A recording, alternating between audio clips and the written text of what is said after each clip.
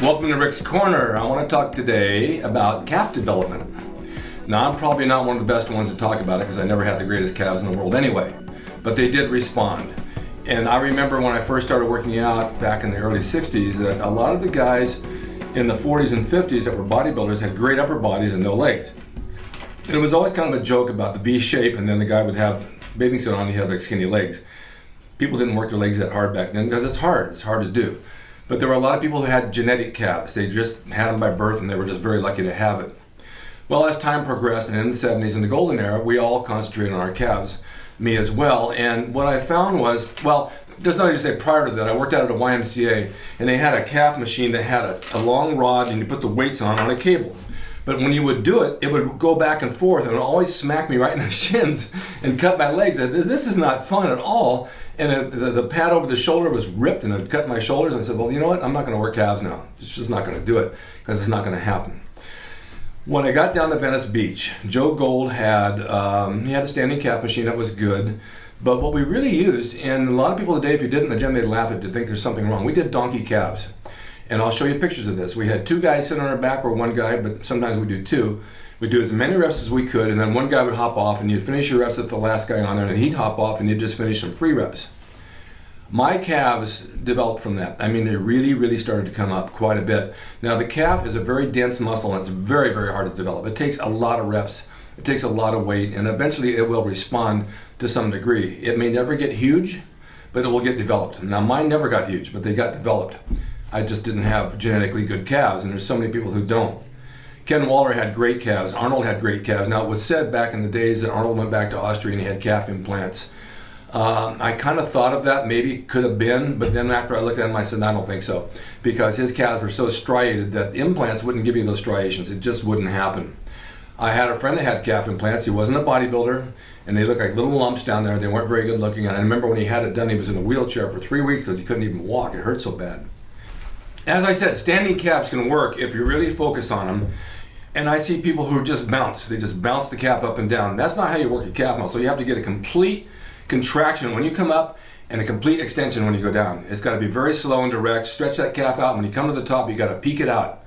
And many who do this, I see them like on the seated calf machine. Now, the seated calf machine is okay. It'll do a certain degree of calf development, but they're bouncing on there too. You got to go way down and way high, and you can't use a lot of weight when you're stretching like that. It's just too hard to do. So lower the weight and do it properly. But getting back to the donkeys, we would put a block of wood, as you see in the photos, and someone would sit on your back and you'd bend over at the waist and they'd ride you like a horse. It was amazing, the calf development that came out of that. The pump, the feeling, they just would grow like mad. And today they've replaced it with a calf machine, or basically a donkey calf machine like that, which I don't think it's quite the same. Having somebody sit up there, you can kind of control and make them feel like you're sitting on you, and they balance out okay. And then when I hop off, you do some finished reps, it'll work really well. We worked calves every day, as many reps as possible. I didn't even count reps. I think it was like, could have been 20, could have been 15, could have been 25. But whatever you felt you could do, you would do. Now, calves you can work every day because it's such a dense muscle. It takes a long time to hit that fiber to get it to grow. So if you were training 5 days a week, I hit calves 5 days a week. I wouldn't do more than 5 sets. 5 sets was plenty. If you're going to do them 3 times a week, then you got to up the sets to about 8 to 9 to 10. But I think every day, 5 sets, 4 or 5 sets, really focused, and try have somebody sit on your back with a block of wood and lean on a bench.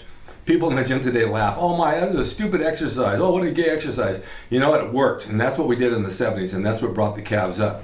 It's a hard muscle to build, and it takes time, but it sure balances out your body, and it looks really good when they're developed. You put a pair of shorts on your calves they look great. Now, just a couple of weeks ago, I saw a girl come in the gym.